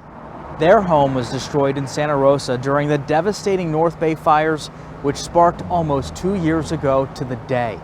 This all comes as hundreds of thousands of customers have had their power proactively shut off because of the risky high wind event. Now, folks here will likely be dealing with that for days because we don't yet have an exact time on when the power is going to be turned back on. The good news tonight, all those families that were evacuated, they can return home. Back to you. Giacomo, thanks. All right, we unfortunately bring you these live pictures right now. You're taking a look at homes burning in the area of Riverside in Southern California. This is what we were warning about. Of course, the winds are just very dire right now, and firefighters are working hard. I'm not exactly sure what fire this is. Maybe my producer can tell me. It's called the Sandalwood Fire. We are seeing so many tweets and messages about this, but right now, again, you are taking a look at live pictures of homes burning in Riverside, in the area of Riverside. This is called the Sandalwood Fire. It just started today, and we're not sure exactly how many acres this is, but devastating to say the least. You're looking at neighborhoods that are on fire right now. I can't see exactly how many homes are on fire, but again, it looks like a couple in one area. Again, a lot of smoke coming from this fire too. This is obviously a residential area that you're taking a look at, but close to some brush there on the right, as you're seeing. So the winds are about 20 to 30 miles is what we're hearing from the booth from our producer Stephanie today. So these winds you're seeing are taking these fires, and this is we're now hearing it's a mobile home park that is on fire. So several of those mobile homes are burning right now. Of course, firefighters are trying their best to make sure that this does not continue to spread to other neighborhoods. You're seeing some of the hoses there on the left of the screen. So firefighters are next to these homes, trying to make sure that it doesn't continue to burn any more homes. But sometimes when these homes do start on fire, there's really nothing they can do. They just have to make sure everyone's getting out safe and that they're evacuating this entire neighborhood, because that's really the most important thing right now, is protecting life. Property, if it's already burning, there's really not much they can do. But again, live pictures from the Sandalwood Fire burning near Riverside right now in the community there. That's this is a mobile home park area, so devastating to say the least. This fire started today. We're not exactly sure the cause, obviously, or how many acres have burned again, but devastating to see these live pictures coming in right now with firefighters on the ground trying their hardest to make sure that these flames do not continue to spread to other homes there. But again, a mobile home park, they are evacuating this neighborhood, obviously, given the situation. We're told it's 100 acres right now burning. You're seeing a couple other things that are now smoldering there in the middle of your screen. More homes that are burning just down to, now more on there to the left of your screen. Again, this one just probably started on fire. You're seeing the trees there sway too. So again, the winds are really picking up. We were talking about 20 to 30 mile an hour winds, right, Stephanie? With this fire, and this is Sandalwood Fire in Riverside in the Moreno Valley area. So again, we're very aware that firefighters are here. You can see a couple little moments where firefighters are using their hoses to make sure they can protect some of these homes there. But these are this is a mobile home park that is on fire at the moment. It looks like probably a dozen structures are burning at this time, and kind of spotty. That's really interesting to note too, that you see those 5 in the middle there between those two that are on fire to the left and the right. Those ones are not on fire at the moment, so it's hard to say if that's embers potentially that picked up and lit those ones on fire. But you're seeing also some brush there to the left of your screen, to the bottom. More homes that are burning next to it looks like maybe the community area with the pool. But this is devastating to see that this entire neighborhood right now is really at risk of all of them lighting on fire in some capacity because of the embers. You're seeing some firefighters, if you take a look closely right there to the left of the one that's on fire, you're seeing some firefighters taking their hoses rather, and walking there back to their engines. So we do know what we can see right now is that firefighters are on the scene trying their best to contain this. But at this time when things like this are ripping this much fire and this much fuel nearby, it's going to be hard to control. You're seeing now that one to the left just caught as well. So devastating pictures to see this. Again, this is the Sandalwood Fire. It started probably within the last hour or two. I'm not exactly sure. Can we check on that when it started? And we are told it's 100 acres right now, burning with some brush that then has spread to this mobile home park that is now currently on fire in Riverside. This is a community, obviously. Oh, wow. If you just, now they're zooming out so we can see really the scope of this fire, what has now really started from the brush area and has spread into that mobile home park. And it started just before 1 this afternoon. I wonder if maybe, Tracy, is there any way you could pull up or talk a little bit about the weather here and maybe why it's now spread? We're again looking at, this mobile home park on fire. So if you want to just maybe touch about the winds really quick, 20 to 30 mile an hour winds. It really just took off from the brush there and then spread into this neighborhood. Yeah, so take a look at the satellite. So this is our visible satellite, and it's the one that I found that gives the best picture of what we're looking at. So you can see that I'm going to actually take some of those layers off so you can see exactly where it is. It's just to the east of the Los Angeles area. I'm going to move in a little closer. So you see Riverside here, you see the Moreno Valley there, and do you see the smoke that's associated with it? I'm going to draw in a few arrows so you can see where it's moving. So it is coming in out of the north to northeast, and we were predicting that those winds would be picking up today. So they're looking at winds around 20 to 25 coming in out of the north. I'm sure that's helping what's happening with firefighters, but you can see those plumes of smoke associated with that just to the north of the Moreno Valley area and now kind of dipping down to the south of Riverside. A lot of this smoke is going to be moving and heading toward the coastline. I'll pull out a little bit here and you can see it moving near Irvine and then eventually into the Anaheim area. But the opportunity for some pretty gusty winds are going to be in the forecast through tonight for them. So that's also something that Southern California is going to have to deal with. I'll move in again a little bit closer there. The Sandalwood fire in the Moreno Valley area, close to 1,000 acres, is something that we're going to be watching. That Sandalwood fire, as Madison was saying, was mostly mobile homes. They are reporting that about 5 homes are lost, and with the really brisk winds and as well as the dry conditions, it does not take much for fires like that to really get out of control. So let's take a look at that red flag warning again and kind of show you the areas that we're mostly concerned about.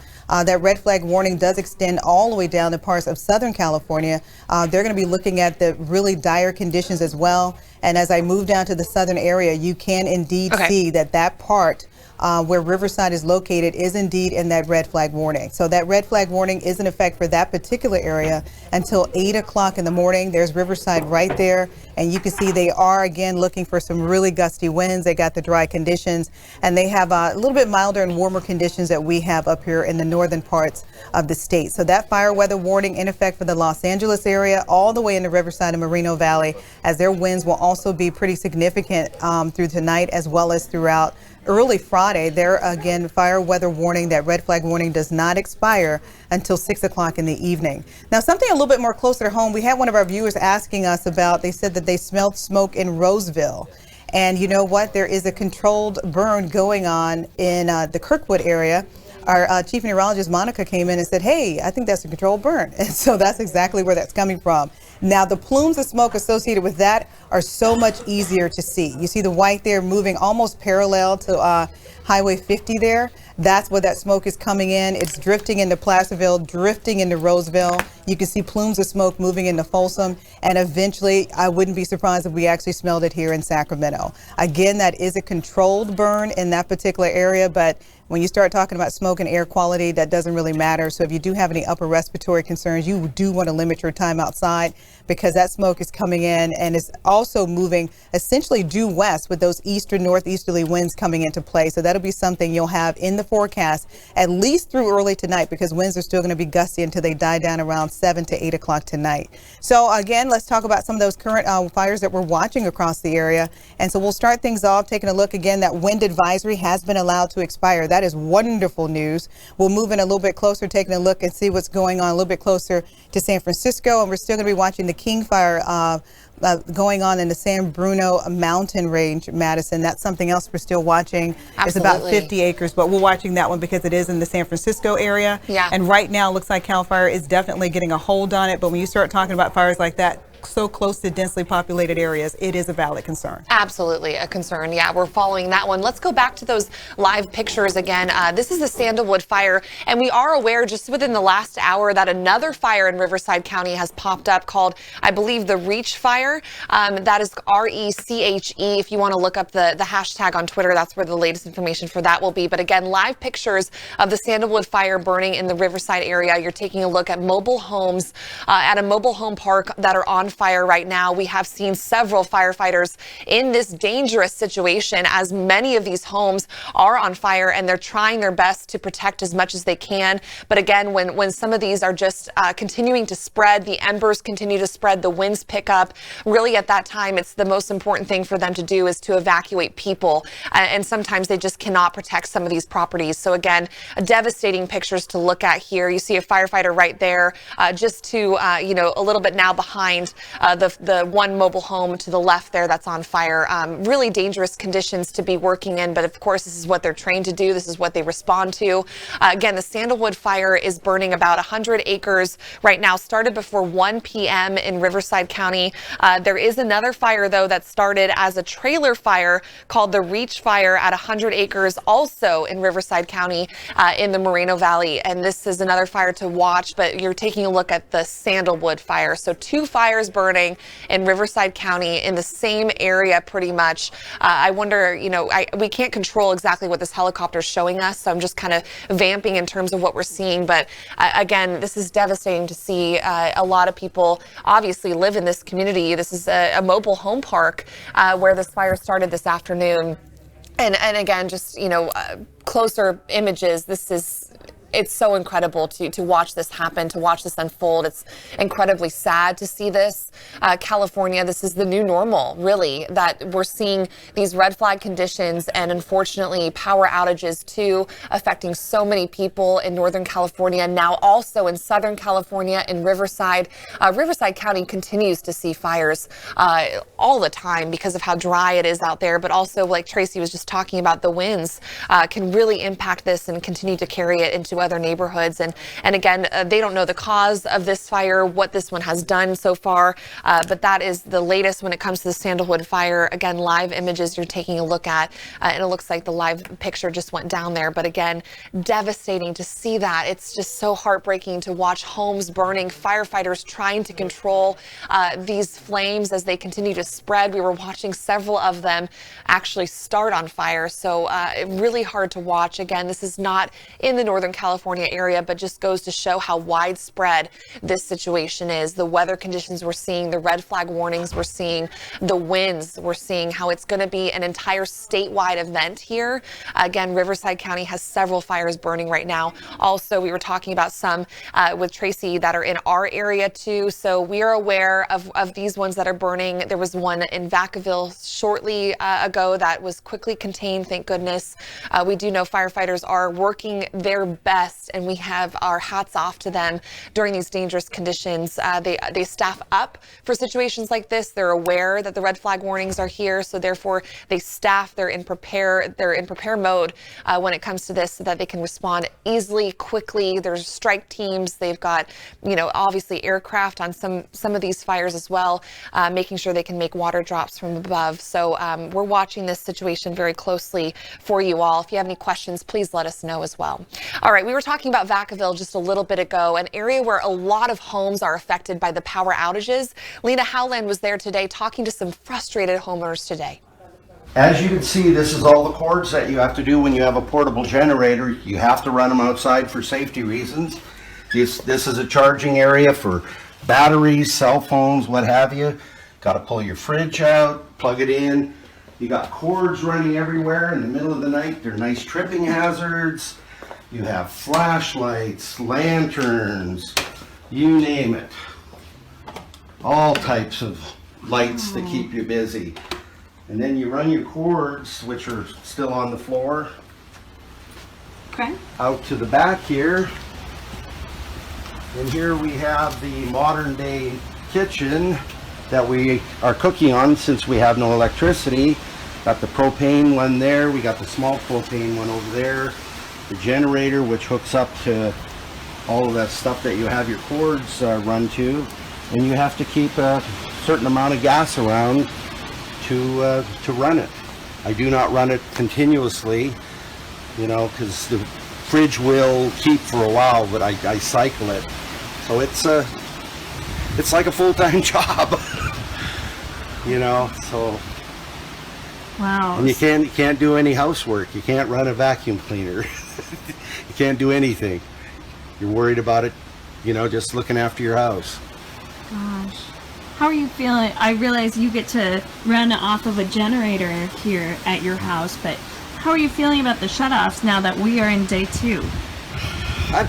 Frustration has set in a little bit. I can't go on the internet other than on my cell phone. I tried to hook that up, but apparently there's problems there.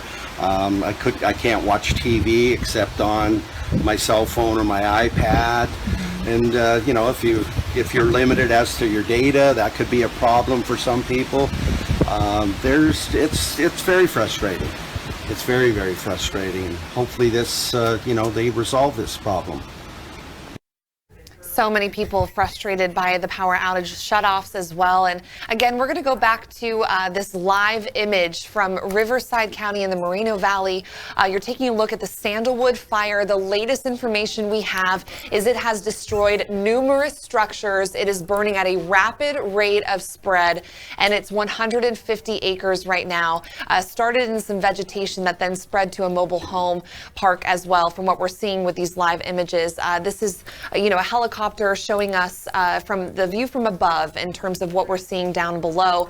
We were seeing just a minute ago, firefighters were in the middle of that dangerous situation. They were fighting these flames. Again, now they're zooming back in so you can see the destruction left behind at some of these that are still on fire, still burning. So much smoke from this is going to be all over the place, because once it actually hits homes, that's when the smoke turns black. So this is going to be something very visible for a lot of people. And it's not the only fire burning in Riverside County right now. There's another one called the Reach Fire, RICHE fire. That's 100 acres, also burning in the Moreno Valley. So again, taking a live look of a mobile home park that is currently on fire as a result of the Sandalwood fire that started at 1 o'clock this afternoon. And Tracy is also tracking the weather conditions when it comes to this. We were hearing 20 to 30 mile an hour winds, right, Tracy? Oh yeah, they're still looking at red flag warnings as well. So we have the red flag warnings in effect with Northern California, but you can also see that red extending all the way down to the LA area and also into San Diego. So we're going to move in, and this is my visible satellite, and it has the best opportunity to kind of help us figure out exactly where the smoke associated with that wildfire is located. So here I am right now in Riverside, and you see the big circle I put on there? That is the Moreno Valley area. As I move in even closer, I put the fire on there for you, and you can see the winds associated with it pushing a lot of that smoke, just crossing Interstate 15 there, moving into the Irvine area, and that's moving a lot of that wind coming in north to east and pushing it to the west, most of it coming in through the southwest. So I'm moving a little bit closer. It is called the Sandalwood fire. It is in the Moreno Valley area. It is really taking off rapidly, and that's because of the conditions that we're seeing associated with it. So it is a red flag warning. It is in effect until 6 o'clock this evening, and these 6 o'clock rather tomorrow evening, Friday evening, that's my correction. And the weather expected there, winds out of the east to northeast gusting up to 50 miles per hour. The relative humidity is 5 to 10%. So that video that Madison was just talking about, you can imagine when you have winds that strong and you already have a fire in place, it's really going to be hard for firefighters to put that out. So that's going to be something that we're watching. Riverside right there, Moreno Valley with the circle around it.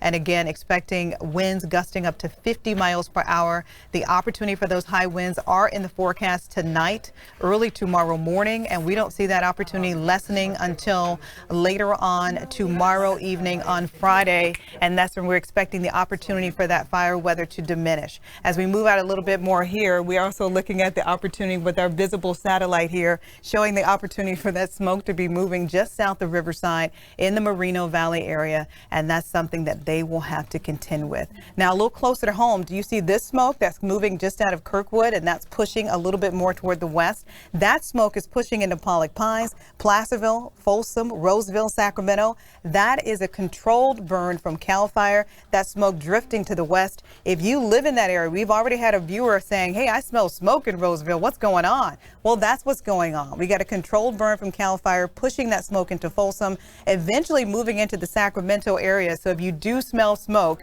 we are going to be attributing that to the Kirkwood area where they do have a controlled burn going on by CAL FIRE. So that's just something you need to know, because with a red flag warning and you start smelling smoke, you can get a little anxious. Absolutely. Yeah. This is a lot of people were wondering about the smoke in Roseville. We are aware of some fires that did start in our area. We're talking about Vacaville. That one was under control pretty quickly. Lilia was en route to a fire in Placerville. So again, nothing major burning in our area at the moment, right? Like we're talking about Northern California, right, Tracy? Nothing major burning right this moment. So again, we'll continue to update you all when it comes to what fire conditions we're seeing in our area, weather conditions, as well as the power outages. Which, speaking back now to the power outages, so many people who have had no power have said they are not happy, understandably so, but they're not alone. Let's take a listen to what Governor Newsom had to say about this. My kids are at home right now. I want them in school. I've got a bunch of businesses that are impacted, and I'd rather criticize Donald Trump than act like him talking about my businesses in Northern California, but we're in the middle of wine crush. And folks are running around trying to get generators right now in the middle of crush. I mean, it's very consequential. And by the way, I'm outraged because it didn't need to happen. Didn't need to happen if you had an investor-owned utility was making kind of investments that your investor-owned utility was making down here, and focusing on modern transmission lines, and focusing on modern ways of turning on and off lights that wouldn't be disruptive in the aggregate to 1 million or 2 million people, as it potentially may impact over the next 24 to 48 hours. So it was unnecessary. They're in bankruptcy because of their terrible management going back decades. They've created these conditions. It was unnecessary. We're doing everything in our power, my gosh, doing everything in our power to help them help themselves. Now it's time for them to do the right thing and get out of bankruptcy and get this system to the 21st century. Governor Newsom saying people should be outraged about the situation we're dealing with right now. And Rachel Smith, we just got your comment onto our Facebook Live. You're saying, I just think this is not right, so that families are going through this. What about those who cannot afford to be put out like this? It's not right that they have the right to put families through this. Talking about PG&E, their lives are put into PG&E's hands. So, of course, we're welcoming all your comments, all your questions, and we are monitoring the situation for you all. Again, back to the politicians here. They're getting an earful about these shutoffs from a lot of different people. Again, that there are so many voters here that are having stake when it comes to this, and some are trying to detect that or direct that anger at PG&E. Brandon Ritteman has been investigating all things politics and PG&E for our series Firepower Money. He found out that PG&E spends millions to influence our politics. And listen to this. Many of these politicians calling the company out are also getting cash from PG&E. Take a look. PG&E spends a bundle of money to influence our politics. It donated more than $4 million just to state-level campaigns in California last election. More than 80% of the state legislature took some PG&E money, just to give you an idea how widespread this is. That's come to a halt since our reporting raised questions about it and got the attention of the federal judge who oversees PG&E's probation. The company itself is a convicted federal felon, still serving time on probation. And right now, we're dealing with power outages in California because PG&E can't be trusted to keep its power grid safe during high wind. So it does deserve to have people angry at it. And the governor obliged. People should be outraged. They should be infuriated, Governor Gavin Newsom was quoted saying this week. It's not how things should work in the industry. None of us are happy about this. And yet, PG&E donated more than $208,000 to help elect Newsom last year. As part of our reporting, we did ask him this summer if he stands by taking the money and whether he'd give it back. The governor refused to answer both questions. But this isn't just a Democrat thing. This is Doug LaMalfa, Republican congressman. It seems as if California, which fancies itself as one of the top world economies, is becoming a third world country, he said. Expecting the power to stay on when the wind blows isn't that giant of a leap for mankind. And yet, the company that can't seem to get things right gave LaMalfa $13,000 in donations from its PAC since the last election cycle. And here's the rub. LaMalfa represents paradise in Congress, but he took $5,000 of those dollars from PG&E's PAC after last year's Camp Fire killed 85 people there. And it wasn't just him. Jim Nielsen represents Paradise in the state Senate here in Sacramento. He's got a headline on his official site blasting PG&E shutoff as unacceptable. What he can and did accept was a $6,400 donation from PG&E towards his campaign last year. We asked him if he'd give it back. His office never responded. Neither did the state's two major political parties, each of which gladly accepted more than $500,000 from PG&E last election cycle, both of which have elected officials acting shocked right now that PG&E's grid is in such a mess we can't trust it not to burn us down. The point is, for all the wailing and gnashing of teeth about PG&E from the people in power, PG&E makes a point of protecting its monopoly by pumping money into our politics. When the federal judge asked PG&E why the political spending was more important than fixing its power grid, the company said it wasn't. But it said it spends that money to make sure its interests are, quote, adequately represented in the halls of power. On this day, when millions of us in California may literally be powerless, we thought you ought to know. Very interesting to make note of. Firepowermoney.com, where you can find more of Brandon's reporting. Okay, take a look and listen up. This affects a lot of people. PG&E has just now announced that they have the all clear for several counties that have been in the dark since about 2 days ago or even last night. So again, we're talking about Alpine County. 633 customers were notified that they have the all clear. Now again, all clear means that they're able to now go restore power, look at those lines. We're not sure how long it's going to take for them to re-energize, but this is a step in the right direction in terms of being all clear from the weather patterns that they were seeing. That is the reason why they shut off power from the beginning. So again, we're going to go down this list for you all. Alpine County at 633 customers, all clear. Amador County, 16,000 roughly, all clear. Calaveras County, 23,700 roughly customers, all clear. Now El Dorado, that's a partial all clear. And again, El Dorado County is more than 50,000 customers. So that's a big chunk of the power shutoffs that we were seeing today too. So they have the partial all clear. Now Mariposa County at 1,800 customers, all clear. Merced at 14, all clear. Monterey at 3, not a lot there, but all clear. Placer County, now another major county seeing power shutoffs. More than 50,000 customers were given the partial all clear here.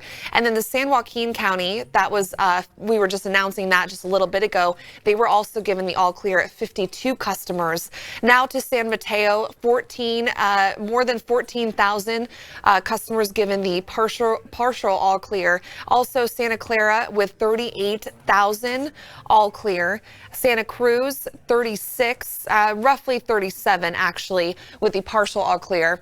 And now over to Stanislaus County, 1,000 all clear, and Tuolumne County at 34,000, more than 34,000 rather at all clear. So we are going to post this list on our website to make sure everyone's up to date on this situation. Again, this was just announced from PG&E that some of these counties are given the all clear to then begin the safety inspections, the repair and restoration efforts for many of these areas. So we were talking about, Amador County is one of these.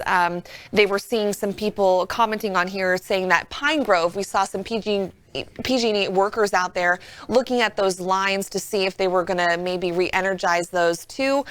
So that is reason why now we're finally getting word from PG&E that they were given the all clear from the weather conditions. So that allows them to then go out, inspect those lines, look at those lines, re-energize those lines. Again, that was the latest update we just got from PG&E. For you to look at that list, we'll have it on abc10.com/lists.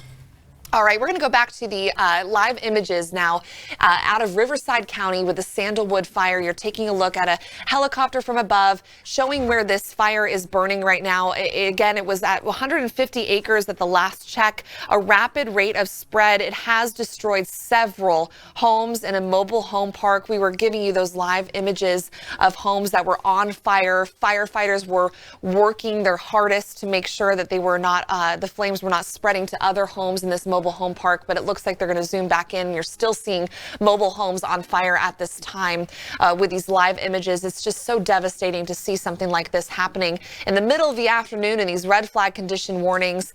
You're see that little flag there down on the bottom, the American flag. See how it's just whipping around? That's a good indication of the speeds of the winds right now that Tracy was just talking about. 30-mile-an-hour winds with potential for gusts up to 50.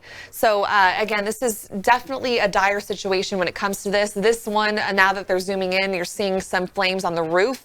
Again, this is probably from an ember that then landed on the roof and sparked from on top of there. So again, a mobile home park from the Sandalwood fire that is on fire right now, 150 acres from the vegetation that then has spread to this mobile home park. And the smoke from this is going to be incredibly visible because this is not the only fire burning, but there's a second one as well. So Tracy, do you want to talk a little bit more about the weather conditions when it comes to this? We'll get to her in a hot second. She's making sure the graphics are good to go. But when it comes to the weather conditions, the wind is really impacting this and going to continue to take it. It looks more like southwest, right? Well, most of those winds coming in north and east. So we've been looking at a lot of that smoke moving to the south and west, really moving into the Irvine, California area. So anyone that is downwind of that is going to possibly be dealing with a lot of smoke. You can see how horrible some of those fires are, especially with those trailer parks you were talking about, those mobile homes. And just look at that American flag right there next to that truck, that engine. You can just see it. And you can see how gusty those winds are. Absolutely. So their red flag warning, their gusty winds could be as high as 50 miles per hour in some of the hardest hit spots. That red flag warning is in effect until 6 o'clock in the evening on Friday for the Riverside area, for the Moreno Valley area. Keep in mind, it is just Thursday at 3 o'clock. So they have 24 hours to go before they'll see those winds start to diminish and see some improving conditions. So that red flag warning in effect for Southern California, the same reason why we have it in effect now. We got really gusty winds coming in. You know, we liken them to the Diablo winds as well as the Santa Ana winds, but they're drying winds. They warm, they compress, and when they make it through those canyons and through, you ever been through San Francisco and you're walking through some of those buildings and you get a wind tunnel? Yep. Those winds come down, they are fierce, they are warm, and they can be up to 50 degrees warmer than surrounding air. Wow. So all you need is an ember or you need a fire and it just takes off. And unfortunately, I think that's what they're dealing with. So Monica's going to be coming in on the conversation. She was sitting here and I said, get in on this. So she's coming in to kind of give us a little bit more info.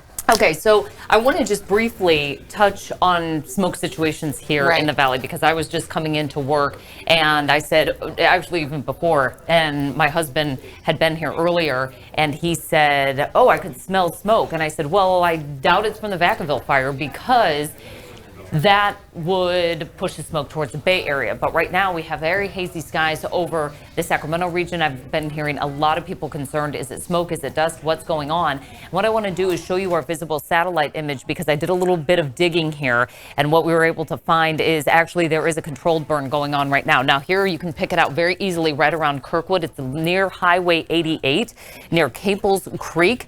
So what they've been doing since the past 10 days, now they stopped actively burning that area, but for the past 10 days they've actually been burning in that area, purposely setting fires. This is all part of some fire mitigation that they're hoping to do, break down a bit of that fuel, but you can see there's still an active fire situation. They do have a controlled perimeter on that, but the smoke is just directly pushing into Pollock Pines, Placerville, Folsom, Roseville. We've been getting some smoke in here all the way down into the valley. The key factor here is you may not be smelling smoke, you may just be actually seeing it. They are not continuing to burn anymore, at least setting additional fires, but they have areas that are currently still burning. Everything is controlled, but in these winds, obviously, we get especially alarmed. Red flag warning will continue just downstream from this all the way through 10 o'clock tomorrow morning. Again, wind gusts still pretty breezy outside, so that is certainly cause for concern. Traveling down into Southern California, this has been pretty amazing. Over the course of today, you can see how the fire has erupted and truly started to appear on satellite imagery. You may have just heard Tracy mentioning if you're downstream from this. So here's a look at how this fire is developing, and you you can see right in this area right here, there's the smoke starting to come downstream here. So just be aware that we are going to continue to see a lot of smoke all throughout California as these fires continue to burn. The other part of this is these winds that are really fueling aggressive fire behavior because of the setup that we've been very concerned about, obviously, for the past couple of days, with the setup being the low off to our east, high to the north. That creates that environment for favorable Diablo winds in Northern California and Southern California. We've got the Santa Ana winds. This explosive fire growth behavior will actually start migrating its way southward through tonight into tomorrow. So for Southern California, this is the type of event where we're watching right now. Obviously, incredible pictures coming out from Southern California. These winds are going to contribute to more aggressive fire behavior and the potential for explosive fire growth as well. So we have the one burning right now in Southern California, the one up north here that we've been watching on that smoke plume. That is actually a control burn where they actually have the perimeter set up. So we're not especially concerned about that. We'll continue to watch it because we've seen in times past controlled burns can get out of hand and become something more than a controlled burn. So that's kind of the situation that we've been watching as far as our how things are going to start to shift here from a Northern California extreme fire event to Southern California. And we're already starting to see that happen. Again, we're doing everything we can to prepare for it and just try to be as proactive as possible to keep those fires to a minimum. But right now, that's where things stand. Madison, and I think Mike is back up there too. All right. Yeah, Monica, thank you so much. And I wanted to ask you just really quick if you can stay where you are or at least just chime in about controlled burns, because again, when we have these red flag conditions, is that even allowed? You know, I'm sure there's some conversation there, obviously, to make sure that perimeter's there. But that's interesting that we have a controlled burn happening when it's like this windy outside. It's a very good question, Madison, because as soon as I started researching this, when I came outside, I originally thought, oh, that must be dust with the north winds. I figured that, oh, it's probably some dust from all the fields that we have north of us. They just did the tomato harvesting, so everything's pretty dry right now. And then when I started to draw into our satellite imagery, by the way, this is our new GOES 17 satellite technology, really giving us the capability of fine-tuning exactly what's happening well above the skies, where we just quite frankly didn't have that technology, say 5 years ago. This is a very fine-tuned satellite where we can finally see, okay, here's the smoke, here's the direction, and you can see exactly where it's going. So when I looked at that, I started to do a little bit of research. I've actually been following this fire since Sunday. I went, what is burning up there? We could not find out.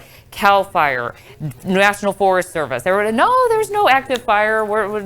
Everything looks good. Well, because it's a controlled burn. So what they did is they knew the weather forecast well in advance. They tried to get as much of the fire ignition going. So they were actively lighting the fire for the past couple of days. This would be Sunday, Monday, and I think into Tuesday. And then they stopped down because they wanted to get a good perimeter on it, very controlled perimeter, knowing what was ahead with this wind event. So that's what they did. It's a multi-year project. They're talking about 8,000 acres that they're going to be burning because they haven't been allowed to burn since 1908.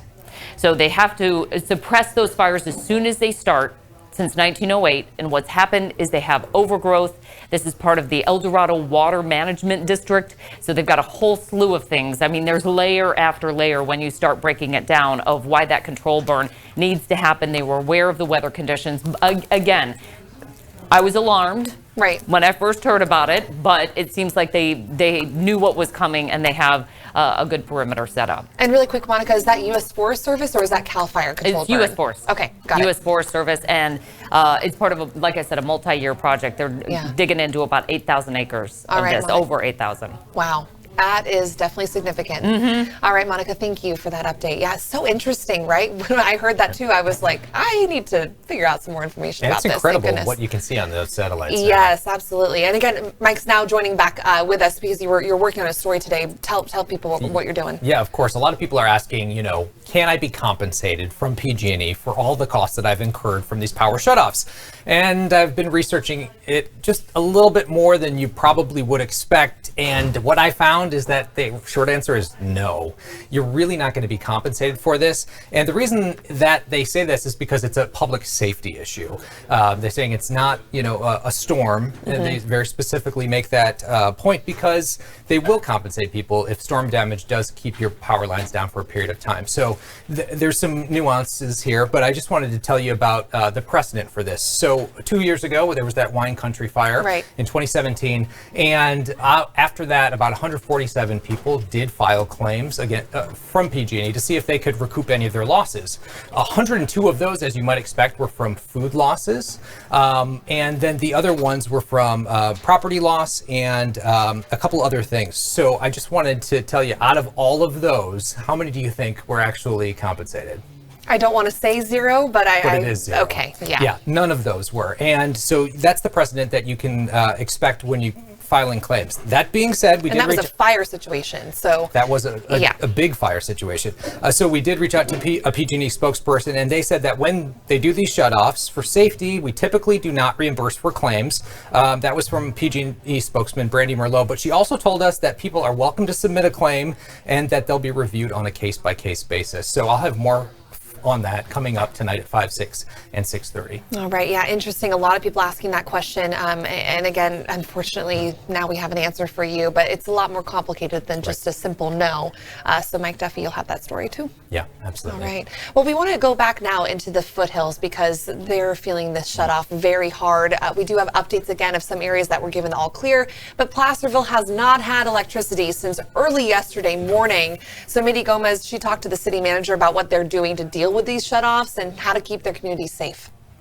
That's right. So I've been in Placerville since earlier this morning. It's been an eerie sight to see, almost apocalyptic. Everywhere you look, the lights are out. The gas station and most of the shops here on Main Street in the Old Town area are closed. I want to bring in Cleve Morris. He's the city manager for the city of Placerville. Now, I know the city has nothing to do with this shutoff. However, you guys are maintaining stability and keeping people safe. Correct. We are doing what is necessary to keep as much on as we can. All of our utility services, water, sewer, etc., we have backup power on, and we're keeping those running.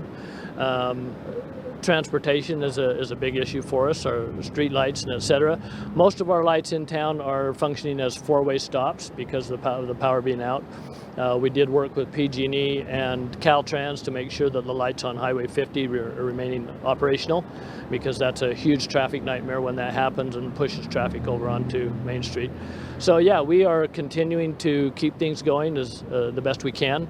And then I do understand that some of your city staff will have to be released early, possibly tomorrow. Yeah, we'll play that by ear and see what is going on. As you know, in today's world, technology plays a big part, and if we don't have computers, one of our buildings, our city hall actually, does not have backup power on it, which is not critical to our operations, and that's why it doesn't. All of our others, police services, our town hall, public works, our wastewater plant, all have backup power. So in the case where, there's a lot of work we've done going into this to allow them to do filing and stuff that you don't need computers for, but eventually that comes to an end, and so we will evaluate as time goes on tomorrow and see what we need to do. Sounds good. Thank you so much for your time. And coming up at 6, hear from some of the shop owners and how they're working through the shutoffs. Also, hear from some folks who are saying that actually these power shutoffs are actually good for their families because it's helping them disconnect from all the electronics and connect with each other. Reporting in Placerville, Mitty Gomez, back to you guys. Mitty, thank you so much. Okay, now you're taking a live image from the ground now of some reporters out in the field on the Sandalwood fire. Again, this one is now 500 acres at last check, right, Tracy, with CAL FIRE? I believe that's what you showed me. 500 acres of the Sandalwood fire burning in vegetation that then spread to a mobile home park. It looks like right now they're not anywhere near that mobile home park, but again, we'll continue to follow this one for you. Yeah, we see that fire popping up in different places. Like you said, many of those homes that we were just looking at a short time ago from that aerial view, which I think that we're taking a look at again right now. But 500 acres as of now, you never know where it's going to go in conditions like this, there's a lot of wind and a lot of yeah, look at that smoke, how dense it is too. It's incredibly difficult to even see what roads are down there below. You can kind of see the imagery that they have, like, you know, we just passed County Line Road there, but this fire, it seems very spotty. And there's also another fire burning in the same area called the, I believe it's called the Reach Fire, or maybe Rich E Fire. But again, now they're zooming back into that mobile home park that's on fire right now. Yeah, that's hard to look at. All those homes, obviously, very scary situation for everybody there on the ground. You can see how the fire has just encroached into that community, and now they're dealing with it firsthand. You can bet that there are a lot of fire crews there on the scene, but unfortunately those people living in those homes have not been able to be spared the worst of it. You can see all the smoke just billowing out as well. Like you said, it's kind of hard to see the ground there, but that map overlay gives you a sense of the community that exists underneath that area. And you can bet those people that are in the surrounding communities just to the side there, I'm not exactly sure which direction we're facing at the moment, but they are close to a lot of different well. neighborhoods. Yeah, and really quick, I was mistaken. It's not 500 acres, it's 150 acres. With all these numbers coming in, I got them just mixed up there. So 150 acres, again, the Sandalwood fire. But this does have a rapid rate of spread with the winds at 30 miles an hour. So definitely more than 150. We know this has continued to grow since we were talking about it. But the last check, 150 acres, just want to make sure that that point's clear. Yeah, and if you're just tuning in, this is in the Moreno Valley. It's the Sandalwood fire. And we just said that it's 150 acres. We misspoke and said it was 500 previously. What you're looking at right now is multiple homes that are being impacted by these fires as they creep across these communities that are in that area. It's hard to watch. We just took a brief look a moment ago at some crews on the ground who are also seeing other spread of that fire. And like most fires are, it's very erratic. It's popping up here and there. And, you know, we've seen the devastation caused by a lot of these fires. It's pretty erratic how it picks some houses and not others. But this community is immediately being impacted. Yeah, and hard to watch that too, because firefighters are obviously working their hardest to protect property. But at this point, the evacuations are the most important thing, making sure everyone's out and okay. You're taking more aerial looks at the vegetation burning just nearby. This one might be the other fire that they're talking about in Riverside, but looks like two separate fires there burning in Riverside County right now.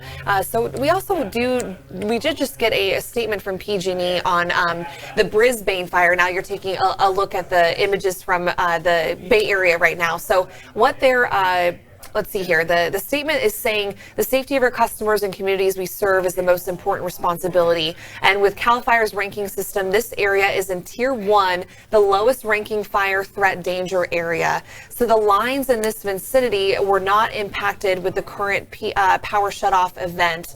So the crews with PG&E are on the scene supporting local first responders to ensure the safety of the area.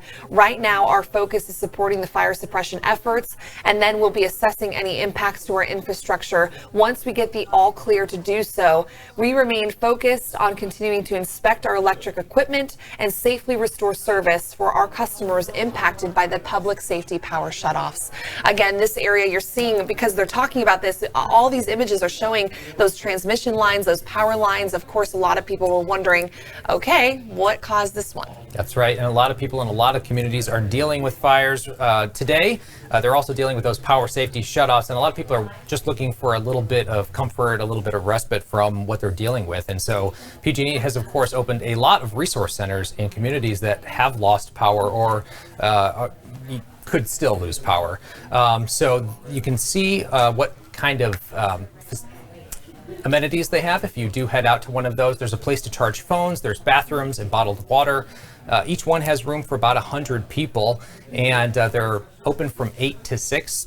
PG&E says that they will stay open as long as these outages last, and we'll have more information on the locations for you at abc10.com. I know a lot of our reporters have been out to these, talking with people, sharing their stories of difficulty and hardship, and the communities that are affected, they could continue to be affected for the next few days, even after these wind conditions die down. PG&E then has to go out, and with everybody that's being impacted, all employees are going to be working overtime to try to make sure that that's done as quickly as possible. Absolutely. We also have Joanne Reeves asking us any info when Fairfield will have lights. Okay, so Joanne, we did just get an update from PG&E about which counties are given the all clear. That means power's not back on yet, but that means they're given the all clear to then go inspect those lines, re-energize those lines. Unfortunately, Solano County is not on the list, so we're going to try our best to get the updated information for you. But if you would like to, Joanne, we have a website on our website. Go to avc10.com/list. That's where you can find PG&E's website, plug in your address, and hopefully their site is up and running and will work for you, and you're able to see when the estimated time is. But Solano County was not given the all clear as of right now. So if we hear anything throughout the show, we'll be, of course, let you know. Yeah, and that's a great resource. There are many different website addresses that you can go to, and I have found, don't give up. If you click on a website and it shows that it's kind of thinking, let it load for a while. Sometimes that works. But also, if you go to different web addresses, a lot of times you'll have luck at one that you didn't have at before. So if you head to abc10.com/list, it's a great resource where you can find all of that in one place, and I highly recommend taking advantage of it. Yeah, and as we're going into the afternoon hours now, of course, this is when winds really do start to pick up. So if we can go back to Monica and Tracy now to really just talk about the latest conditions, if you both are ready, to let us know what the conditions are with the winds. We are. We're fixing a little typo. Got there. it. Okay, we've got a typo improperly, so want to make sure that we get that right. The locations are actually correct. Tracy's just going ahead and correcting that spelling there. So we've got 2 fires that are burning in Southern California, just up the hill from Riverside. Again, the winds are carrying that smoke downhill. She's going to join me in just a second here, but you know, when you're doing this live on the air, this is the fun of it, right? Okay, so we've got these 2 fires down here. Fire migration will actually, at least the risk of the most extreme fire behavior, is going to start to move out of Northern California into Southern California and be predominantly in Southern California by tomorrow.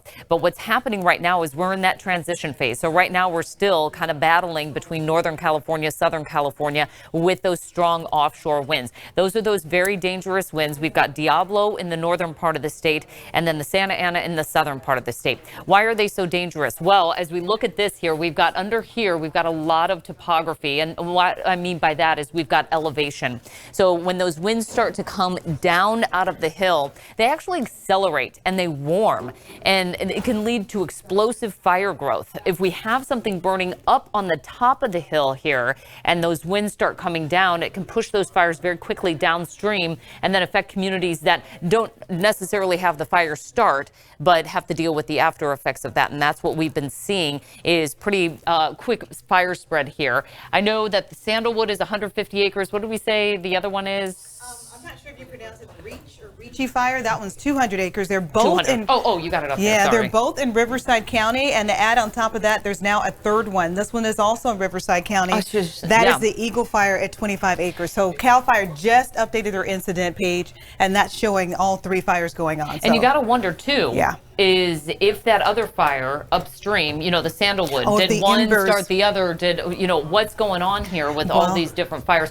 And excuse me, I'm just getting in. Is power shut off here for I don't know if power Edison? shut off, but you make a really good point. If they're talking about winds gusting up to 50, it's possible some of those embers upwind travel down here and possibly had something to do with the Eagle Fire. So that their red flag warning is in effect until 6 o'clock tomorrow evening. So they got a long way to go. They do. I mean, truly, Southern California is just getting started on all of this. So here she goes expanding the view here, and you can see that we've got actually 2 fires burning up there. But this is why you were talking about Riverside and Irvine potentially getting smoke effects. And look how huge that red flag warning is. So they got a number of locations. The 6 o'clock in the evening is for the one for Riverside. That's the winds up to 50. Look at their humidity. Oh my gosh. And for those of you that go, okay, 5 to 10%, that seems pretty normal for California, which it isn't that out of the normal, but because it is a wind-driven event that is lowering the humidity. Plus, I mean, look at the time of year we're in. Well, right. September and October typically are the most dangerous months for us.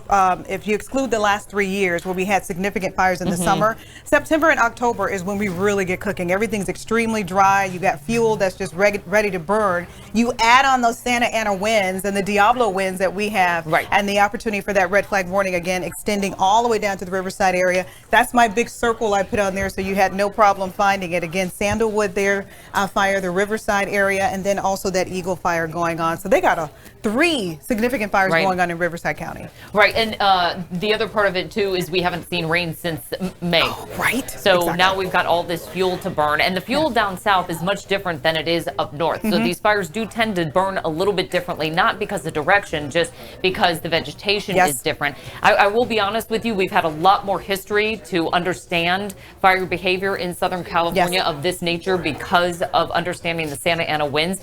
Northern California, the fact that we're now getting those types of events, we're just now really digging into the process and the fire and how do we fight these and attack them differently than Southern California. Right, and this is the one you were talking about earlier, the prescribed burn.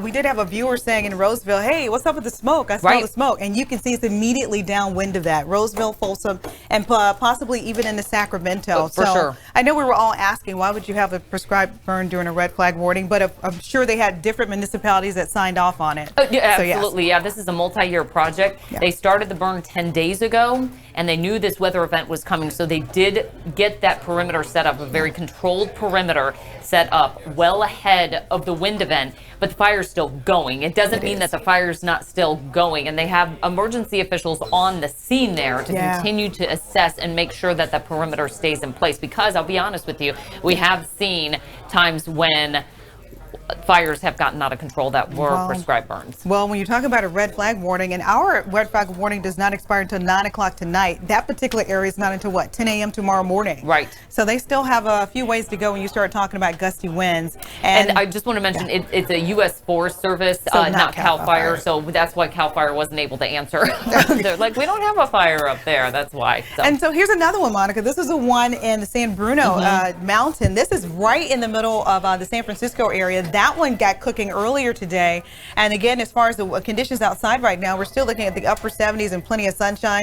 But the opportunity again for those winds will be in the forecast. And here's a look at just some of the foothill locations that will be looking at the opportunity for that red flag warning in effect until 10 a.m. tomorrow morning. And we've been talking about how much cooler it was than, say, earlier this week, where we had highs close to 90 degrees Monday and Tuesday. But Chris Vestal from Sac Metro Fire was saying that it doesn't matter where we started, it's where we are right now. And 70s is still very warm. I mean, if you talk the rest of the country, they would say, oh, 70s is still very warm. So even though it's cooler for us, it's still warm enough when you start talking about a red flag warning. Exactly, exactly. Not to mention that we had those winds all night long. Yes. The humidities did not recover.